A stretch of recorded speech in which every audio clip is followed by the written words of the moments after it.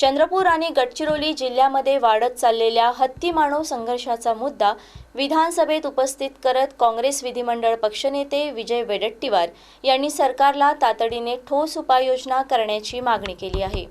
वडेट्टीवार यांनी वन विभागाच्या कर्मचाऱ्यांना हत्ती आणि मानव संघर्ष हाताळण्यासाठी विशेष प्रशिक्षण देण्याची मागणी केली। तसेच हत्तीच्या हालचालींवर आधुनिक तंत्रज्ञानाच्या सहाय्याने सातत्याने लक्ष ठेवावे, नागरिकांना वेळेवर इशारे देण्याची प्रभावी यंत्रणा उभी करावी आणि या प्रश्नासाठी विशेष टास्क फोर्स स्थापन करावा अशी मागणी त्यांनी केली। शासनाने या प्रकरणाची नोंद घेऊन कोणत्या उपाययोजना करणार आहे याबाबत सभागृहात निवेदन करावे असे निर्देश अध्यक्षांनी दिले। की आतापर्यंत माहितीच्या अधिकारातून आलेल्या चंद्रपूर गडचिरोली जिल्ह्यामध्ये 4 लोकांचा मृत्यू झाला। आतापर्यंत या मानव आणि वन्यजीव मध्ये अध्यक्ष महोदय मोठ्या प्रमाणामध्ये जीवितहानी होत चालली अध्यक्ष महोदय। म्हणजे आणि हा 30-32 हत्तीचा कळप सातत्याने या दोन्ही जिल्ह्यामध्ये धुमाकूळ घालतोय। आपल्या जिल्ह्यासाठी वन विभागासाठी हत्तींना कसं हाताळायचं यासाठी यांच्याकडे कुठेही उपाययोजना नाही अध्यक्ष महोदय। 4 लोकांचा जीव गेला, आता करोडो रुपयाची शेतीचं नुकसान होत आहे। हे तातूर मातूर हत्तीला हाकलतात चंद्रपूरतून गडचिरोली, पुन्हा गडचिरोलीतून पुन्हा चंद्रपूर, आणि शेतातून जात असताना धान पिकाचं प्रचंड नुकसान होतं।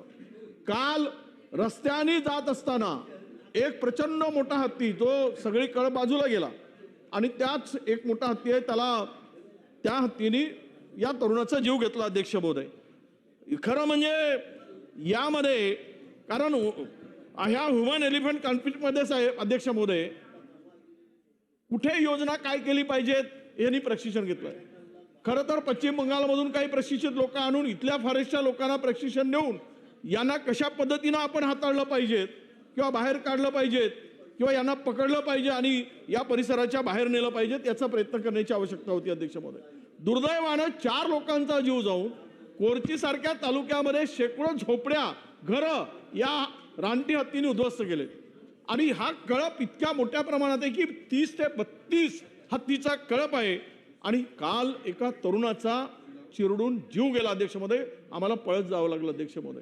माझी विनंती आहे की यावर खऱ्या अर्थानं ही सगळी जी परिस्थिती आहे, संघर्ष वाढण्याची काय कारण आहेत यावर चर्चा झाली पाहिजेत। माझी विनंती आहे की आपण यावर चर्चेसाठी आम्हाला वेळ दिला पाहिजे अध्यक्ष महोदय। कारण जंगलाचे तुकडीकरण झालं, यात एक प्रमुख कारण आहे अध्यक्ष महोदय। खाणकाम मोठ्या प्रमाणात आली, त्यामुळे त्यांचा भ्रमण रस्ते बंद झालेत, याचं कॉरिडॉर स्वतंत्र करण्याची आवश्यकता आहे। यासाठी स्पेशल टास्क फोर्स नेमण्याची गरज आहे, यासाठी की त्याला ट्रेनिंग देऊन करण्याची गरज आहे अध्यक्ष महोदय। नाहीतर हजारो लोकांचे जीव जातील। सन्मान्य